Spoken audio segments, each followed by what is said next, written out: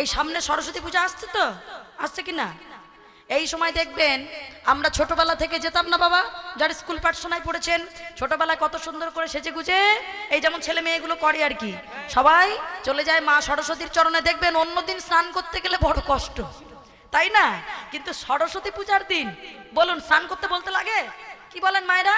দেখবেন ওই দিন আর বলতে লাগে না, ও মা তুমি তাড়াতাড়ি আমাকে একটু সাজিয়ে দাও, একটু শাড়ি পরিয়ে দাও, নাকি আমি মায়ের চরণে পুষ্পাঞ্জলি দেব। তাহলে সরস্বতী পূজার দিন আমরা সবাই দেই যারা শিল্পকলার সাথে যুক্ত, কারণ তিনি হলেন জ্ঞানের দেবী, বুদ্ধির দেবী। হ্যাঁ, তিনি বাবা বাক শক্তি তিনি দান করেছেন, আমরা তার কাছে সবাই ঋণী। সবাই ছোট থেকে আমরা পড়াশোনা করেছি তার কাছে প্রথম হাতে খড়ি দিয়ে, তাই না? আমরা শুরু করেছি। আমরা সবাই মিলে সরস্বতী পূজার দিন, এই সামনেই সরস্বতী পূজা আসছে, আমরা সবাই মিলে তার চরণে পুষ্পাঞ্জলি দেই। কি বলি? মা জয় জয় দেবী, চরাচর সারে কুচা যোগ শোভিত মুক্তাহারে বীণা রঞ্জিত পুস্তক হস্তে ভগবতী ভারতী দেবী নমস্তুতে। এই যে আমরা ছোট থেকে শ্লোকটা আমাদের মুখস্থ হয়ে গেছে বলে বলে, এটা কেন করি? এটা কার মন্ত্র? যাকে সবাই মূর্খ বলে তিনি মূর্খ নয়, তিনি হলেন মহাকবি কালিদাস। কালিদাসের মন্ত্র বাবা এটা। কালিদাস এই মন্ত্রে মা সরস্বতীকে তিনি নিবেদন করতেন। তো আমরা ছোট থেকে যে বাবা নিয়মগুলো করে থাকি, এই যে পূজা করি, তবে দেখবেন অনেক জায়গায় একটা নিয়ম আছে, বলে সরস্বতী পূজার আগে কুল খেতে নেই, বলেন না? ও মায়েরা বলে তো, খান নাকি? খান না তো? না মিথ্যা কথা বলছেন? খায় খায় খায়, টক দেখলে সামলাতে পারে না, খেয়ে নেয়। খান না তো? তাহলে শুনুন, বলে সরস্বতী পূজার আগে যে কুল খেতে নেই, এটা অনেকে মনে করে সঠিক, অনেকে এটাকে ভিত্তিহীন কথাবার্তা মনে করে। তবে এর পিছনে বাবা ওই যে কথাই আমি অনেক আগে বলেছিলাম না, যে বিশ্বাসে মিলাই বস্তু তর্কে বহুদূর। যে বিশ্বাস করবে তার কাছে আছে, আর যে করবে না করবে না। একটা খুব কথা ভালো করে বুঝুন বাবা, এই যে ঘটনাটা সরস্বতী পূজার আগে যে কুল খেতে নেই কেন, এর পিছনে একটা চমকপ্রদ কাহিনী আছে বাবা। হ্যাঁ, একটা চমকপ্রদ কাহিনী আছে। সেটা কি জানেন? আমরা যেমন ছোট থেকে মা সরস্বতী দেবীকে তুষ্ট করার জন্য এই যে মন্ত্রটা বলে থাকি বাবা, ঠিক এমন ভাবেই একবার বহু যুগ আগে মা সরস্বতী দেবীকে, এটা যে কেন কুল খেতে নেই সেই কথাটা বলছি, কিন্তু ভালো করে শুনে নেন। এখন মা সরস্বতী দেবীকে বহু যুগ আগে থেকে তুষ্ট করার জন্য একবার মহামণি ব্যাসদেব তিনি একবার তপস্যা শুরু করেছিলেন। কে? ব্যাসদেব।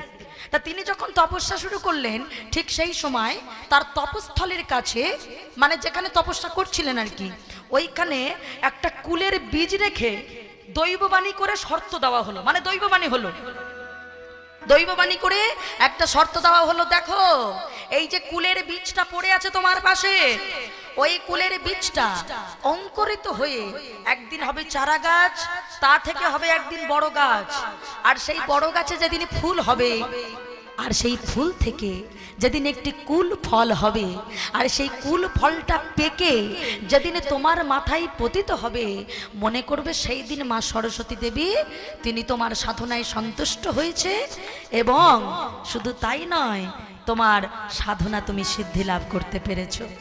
এই যে কথাটা বাবা বলে গেলেন, হ্যাঁ, তখন থেকে এবার ব্যাসদেব তপস্যা শুরু করলেন শর্তটা মেনে নিয়ে। বেশ কয়েক বছর কেটে গেল, ও মাইরা কয়েক বছর কেটে গেছে। যখন কেটে গেল, সেই ছোট্ট কুলের বীজ থেকে একটা অঙ্কুরিত হয়ে চারা গাছ হলো, চারা গাছ থেকে একটি বড় গাছ হলো, বড় গাছ থেকে ফুল এলো, তারপর একটা কুল ফল হলো। সেই কুল ফল পেকে মহামণি ব্যাসদেবের মাথায় যেই না পতিত হয়েছে, তিনি তো চোখ বন্ধ করে ধ্যান করছে, ভাবলো মাথার ভিতরে কি একটা শব্দ হলো, তাড়াতাড়ি যেই না তাকিয়েছে, দেখছে একটা কুল ফল পড়ে আছে। ভালো করে তাকিয়ে দেখলেন সেই দিনটা কোন দিন, সেটা হলো মাঘ মাসের শ্রী পঞ্চমী তিথি। ওই শ্রী পঞ্চমীর দিনে তিনি তখন ওই কুল ফলটাকে ভাবলেন যে যেহেতু মা সরস্বতী দেবী তিনি সন্তুষ্ট হয়েছেন, আমার মাথায় যেহেতু কুল ফল আশীর্বাদ রূপে ফেলেছে, তা সেই কুল ফল নিয়ে মা সরস্বতীর চরণে সেই দিনকে পুজো করে ওই কুল ফল দিয়ে নিবেদন করে তিনি ব্রহ্মসূত্র রচনা শুরু করলেন।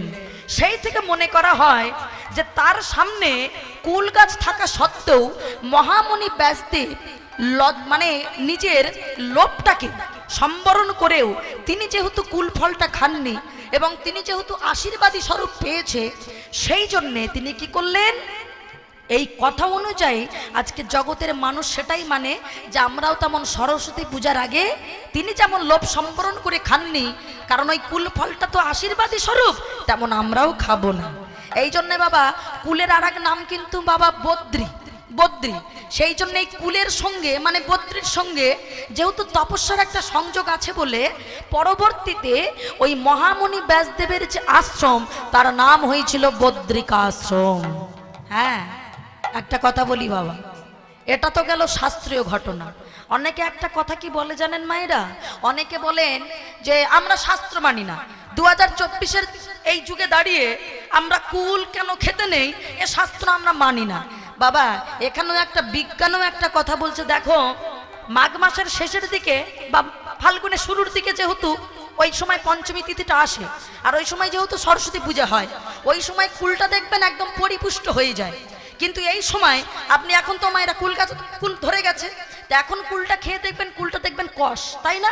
বলছে দেখো বিজ্ঞান বলছে কেউ যদি কষ কুল যদি সেবা করে তাহলে তার জ্বর হতে পারে, কাশি হতে পারে, নানান শরীরে রোগ ব্যাধি হতে পারে। সেই জন্যে মাঘ মাসের শেষে ওই সময় যদি কুলটা খাওয়া যায় তাহলে পরিপুষ্ট হয়ে গেল, তোমার রোগও হলো না, তাহলে রোগও যেমন হলো না আর শাস্ত্রের কথাটাও মানা হয়ে গেল। ওই জন্য সরস্বতী পূজার আগে সেই থেকে মেনে কুল খাওয়া হয় না বাবা, বোঝা গেল? আজকে সেই সরস্বতী পূজার দিন, যেহেতু সামনে সরস্বতী পূজা সেই জন্য এত কথা বলে দিলাম। সেই সরস্বতী পূজার দিন মাঘ মাসের শ্রী পঞ্চমী তিথিতে আজকে জন্মগ্রহণ করছে ও বাবা কার ঘরে? ওই সেই আমার মুকুন্দ সরকারের ঘরে, তার ছোট্ট রঘুনন্দন। মায়েরা উল্লধ্বনি করে হাতে তালি দিয়ে হেন কালে জনমিলা শ্রী রঘুনন্দন, হেন কালে জনমিলা শ্রী রঘুনন্দন, উল্লধ্বনি হেন কালে জনমিলা শ্রী রঘুনন্দন, হেন কালে জনমিলা শ্রী রঘুনন্দন। মুকুন্দ দাসের তাহাই আনন্দিত মুকুন্দ দাসের আনন্দিত আনন্দ ধরে না, ধরে না, আনন্দ ধরে না, আনন্দ ধরে না। রঘুনন্দনের জন্ম হেরে আনন্দ ধরে না, রঘুনন্দনের জন্ম হেরে আনন্দ ধরে না। ঠাকুর মশাই আপনার ছেলে হয়েছে, আরে নিয়ে এসো নিয়ে এসো তাড়াতাড়ি করে।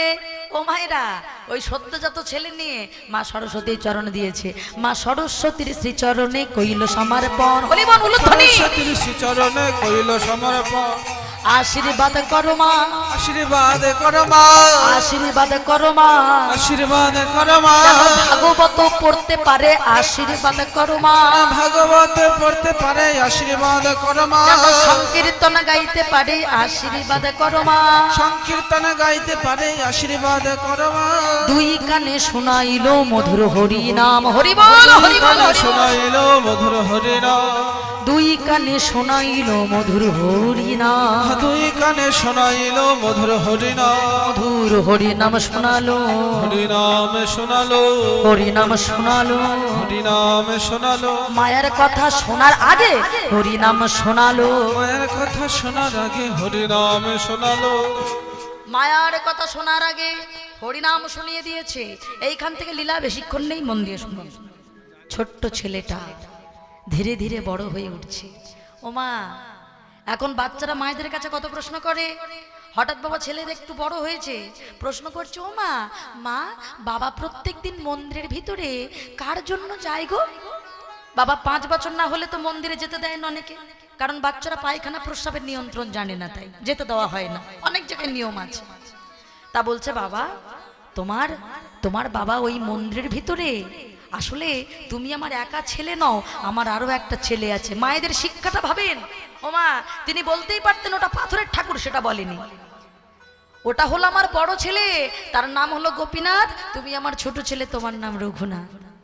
ওমা মা কিন্তু বাবা প্রত্যেক দিন নাড়ুর থালা নিয়ে যায়, যেমন নিয়ে যায় তেমন নিয়ে আসে। আচ্ছা দাদা কি কিছু খায় না? বাচ্চা ছেলে মনের কৌতূহল যে যদি দাদার জন্য নিয়ে যাবে দাদা খায় না কেন? মা উত্তরটা দিচ্ছে, দেখুন মায়েরা ভালো করে শিখে নেন। মা কত বড় শিক্ষিত কথা অনত্যা দেবী বলছে, কত বড় জ্ঞানের কথা। বাবা রে শোন বাবা, একবারও বললো না যে পাথরের ঠাকুর কিছু খায় না, বলছে বাবা তোমার ওই দাদা সে বড় অভিমানী, তাকে অনেক কাঁদতে হয়, তার কাছে অনেক সাধ্যে হয়, তবেই সে খায়। দেখেছেন? বাচ্চাটার ভিতরে শিক্ষা দিয়ে দিল যে তার কাছে অনেক কাঁদতে হয়, সাধ্যে হয়, তবেই সে সেবা করে। ও মা, মা, মন্দিরের ভিতরে যে দাদা আছে সে কি আমার মতো গায়ের রংটা ফর্সা? না বাবা, তোমার দাদার গায়ের রংটা একটু কালো, কিন্তু সে বাঁশিটা বাজে খুব ভালো। আরো ইচ্ছা বেড়ে গেল, আমি দাদাকে দেখব, কবে দেখব? আমার বাবা যেতে দেয় না, কবে আমার 5 বছর হবে আমি বাঁশিও শুনবো। দেখতে দেখতে মাঘ মাসের শ্রী পঞ্চমী তিথি চলে আসলো। রঘুর বয়স 5 বছর উত্তীর্ণ হয়ে গেছে। এদিকে একদিন মুকুন্দ সরকার বসে বসে গোপীনাথের পূজা দিতে যাবে, এমন সময় দূর থেকে একটা ছোট্ট ছেলে এসে বলছে, কবিরাজ মশাই, আমার বাবা খুব অসুস্থ, আপনি এক্ষুনি চলুন, না হলে আমার বাবা মারা যাবে। হায় হায় গোপীনাথ, একদিকে তোমার সেবা, একদিকে জীবের সেবা, আমি কি করব? হঠাৎ দেখতে পেল বাবা দূরে দাঁড়িয়ে আছে ছোট্ট রঘু। তাই তো, আমার রঘুর তো 5 বছর হয়ে গেছে, আমার রঘু পুজো দিতে পারবে। ও বাবা এদিকে আয়, বাবা এদিকে আয়। প্রকট শ্রী খণ্ডবা ভক্তির নাম শ্রী মুকুন্দ প্রকট শ্রীখণ্ডবা ভক্তির নাম শ্রী মুকুন্দ ঘরে গোপীনাথ সেবা জানে, ঘরে গোপীনাথ সেবা জানে, হরে গোপীনাথ সেবা জানে, ঘরে গোপীনাথ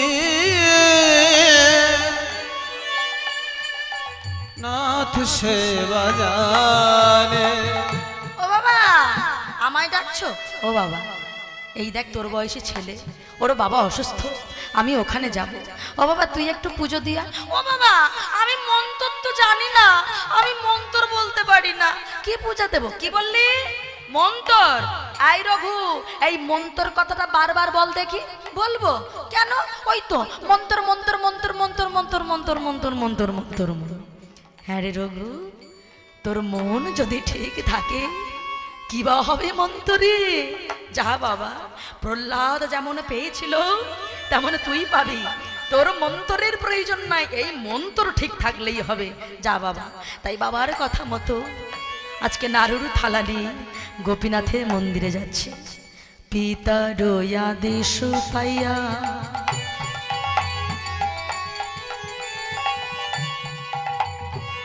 শ্রী রঘুনন্দন জয়া, পিতার আদেশ পাইয়া শ্রী রঘুনন্দনে জয়া, গোপীনাথে সম্মুখে আসিলা, গোপীনাথে সম্মুখে আসিলা, গোপীনাথ সম্মুখে আসিয়া, গোপীনাথে সম্মুখে আসিয়া। হে গোপীনাথ নারু সেবা করো, হে গোপীনাথ নারু সেবা করো, হে গোপীনাথ নারু সেবা। ও দাদা খাচ্ছ না কেন? আমার বাবা এতদিন পরে পাঠালো। ও দাদা, তুমি তো দেখতে খুব সুন্দর, আমার মা বলেছিল তুমি নাকি ভালো বাঁশি বাজাতে পারো। শুনবো শুনবো, পরে শুনবো, আগে একটু খাইয়ে নি, দাঁড়াও। ও দাদা এই নাও খাও। ও আমার এই তো ভুল হচ্ছে, তোমার মাথায় যদি এরকম একটা ভারী চূড়া থাকে কেউ খেতে পারে নাকি? ও বাবা, যে বেদিতে আমরা হাত দিতে ভয় পাই সেই বেদির উপরে পা দিয়ে উঠে গেছে। এই যে শোনো, এই আমি চূড়া খুলে দিলাম। আচ্ছা তুমি তো এখন নাড়ু খাবে, হাতে বাঁশি ধরে আছো কেন? কেউ বাঁশি হাতে ধরে নাড়ু খেতে পারে? দাঁড়ো দাঁড়ো, বাঁশিটাও খুলে দিই। ভগবান মনে মনে ভাবছে বেটা করে কি, চূড়া খুলে বাঁশি খুলে আমি কি এখন নিজ পায়ে হেঁটে কি এখন নাড়ু খাবো নাকি? আমি তো পাথর, আমি তো যেতে পারবো না। কি গো এ বাবা, বাঁশি খুলে দিয়েছি, তুমি এখনো বুঝতে পারোনি, এখনো হাতগুলো এইভাবে রেখেছো। ও দাদা এসো, দাদা এসো। ও আসবে না, আমার মা বলেছিল তোমাকে নাকি অনেক সাধ্যে হয়, অনেক কাঁদতে হয়, তবেই নাকি সেবা করো। আচ্ছা গোপীনাথ দাদা, কাদা মানে যদি চোখের জল হয়, তবে সাদা মানে কি? ও বুঝেছি, সাদা মানে দেহের রক্ত, তাই হবে এই দেহের রক্ত দিয়ে আমি তোমায় সেবা দেব। গোপীনাথ, গোপীনাথ, গোপীনাথ, ও হে গোপীনাথ, নাড়ু খা ওহে গোপীনাথ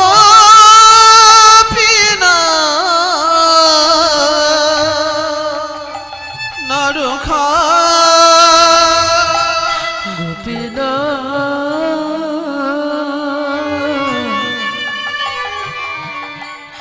গোপীনাথ,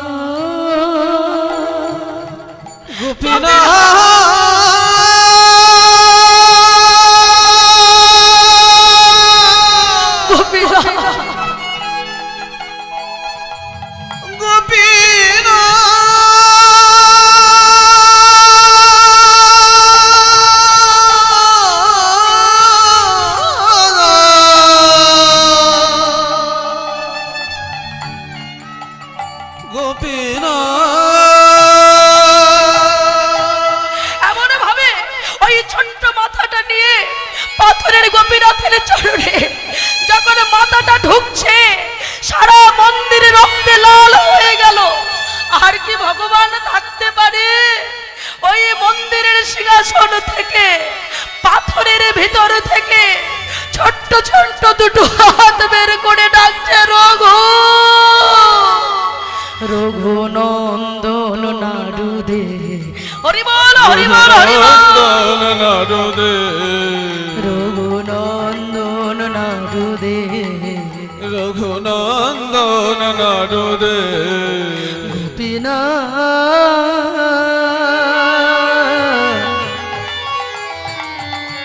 গোপীনাথ, গোপীনাথ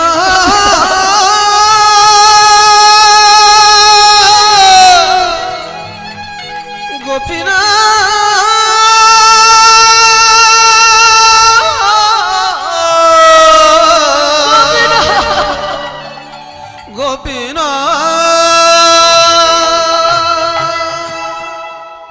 ও দাদা, তুমি এসেছো দাদা? সেই যখন এলে এত কেন কাঁদালে, এত কেন রক্ত ঝরালে?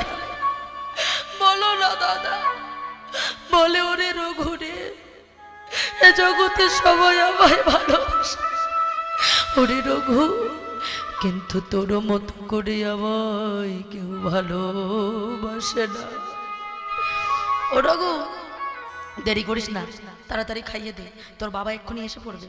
এখন যেই বলেছে বাবা ভক্ত খাওয়াচ্ছে, একটু দেরি তো হবে। একটা করে নাড়ু দেয় আর কতক্ষণ জড়ি ধরে বসে থাকে। ভগবান ভাবছে সর্বনাশ, আমি কি এখন সবাইকে দেখা দেবো নাকি? ও পেয়েছে বলে সবাই দেখা পাবে? তাড়াতাড়ি করে বাবা ভাবছে পুরাতন অভ্যাসটা ঝালাই করি। তা কি করছে জানো বাবা? গোপীনাথকে রঘু যদি একটা নাড়ু দেয়, গোপীনাথ চুরি করে আর একটা খেয়ে নেয়। হ্যাঁ, এই করে খেতে খেতে হঠাৎ করে ওই থালার ভিতরে দেখছে গোপীনাথও দেখছে একটা নাড়ু, রঘুও দেখছে একটা নাড়ু। এইবার রঘু বাবা দেখছি কি হলো, একটা নাড়ু কি করে হলো? এত নাড়ু ছিল, আমি তো একটা একটা করে দিচ্ছি। এখন বাবা ওই গোপীনাথ নাড়ুটার উপরে যেই হাত দিতে যাবে, রঘু হাত ধরেছে। দাঁড়াও, তাই বলি এত নাড়ুগুলো যায় কোথায়? সব তুমি চুরি করে করে খাচ্ছ। শোনো, ওটা আমি দেব না। আমার বাবা প্রসাদী না পেলে কোনো কিছু গ্রহণ করে না, ওটা আমার বাবার জন্য।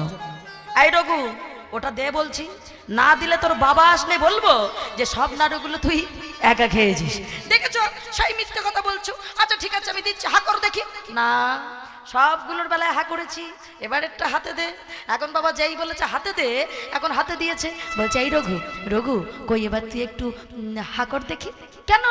শোনো, ব্রাহ্মণ কোনোদিন মন্দিরের ভিতরে কিছু খায় না। এই তুই চুপ কর। তুই ভাই হয়ে দাদাকে খাওয়ালি, আর আমি দাদা হয়ে যদি ভাইকে না দেই, জগতে সবাই কলঙ্ক দেবে না? হা কর বলছি, কিছুতেই তো হা করছে না। ও মায়েরা, ভগবানও কৌশল জানে, মুখের এইখানে চেপে ধরেছে। হ্যাঁ হ্যাঁ, তা মুখের এখানে চেপে ধরলে কি হয়? হা হয়ে যায় না? আর যেই হা হয়ে গেছে, নাড়ুখানা মুখের মধ্যে দিয়েছে। খা বলছি, খা আগে খা। খেয়ে ফেলেছে, কি করবে? নাড়ু কানা খেয়ে বলছে এই রঘু তাড়াতাড়ি বাইরে যা, অনেকক্ষণ হয়ে গেছে, তোর মা এবার বকবে। বাইরে গেছে, খালি নাড়ুর থালা। অনত দেবী বলছে হ্যাঁ রে এই রঘু কি করেছিস নাড়ুগুলো? ও মা সব দাদা খেয়েছে। ও দাদা খেয়েছে, তোমার বাবা এতদিন পুজো দিল তখন তোমার দাদা খেলো না, এখন তোমার বেলায় দাদা খেয়েছে। কই হা কর, হা কর বলছে। ও মা বিশ্বাস করো আমার মুখে কিন্তু নাড়ু নেই। নেই তো, হা কর। এখন যেই বাবা হা করেছে দেখছে মুখের ভেতরে একটা নাড়ু লেগে রয়েছে। এই এই যে মুখের মধ্যে লেগে আছে। ও মা তুমি বিশ্বাস করো দাদা সব খেয়েছে, কেবল শেষেরটাই কেবল আমার মুখের মধ্যে দিয়েছে। এখন এই মা তো বকাবকি করছে, হঠাৎ করে উল্টো দরজা দিয়ে বাবা মুকুন্দ সরকার এসে উপস্থিত হয়েছে। আসিয়া মুকুন্দ দাস কহে বালকের পাশ, আসিয়া মুকুন্দ দাস কহে বালকের পাশ, আসিয়া মুকুন্দ দাস কহে বালকের পাশ। আসিয়া মুকুন্দ দাস কহে বালকের পাশ। বাবা প্রসাদ নৈবেদয়ানো দেখি, প্রসাদ নৈবেদয়ানো দেখি। আর প্রসাদী নৈবেদ্যয়ান দেখে, প্রসাদী নৈবেদ্যয়ান দেখে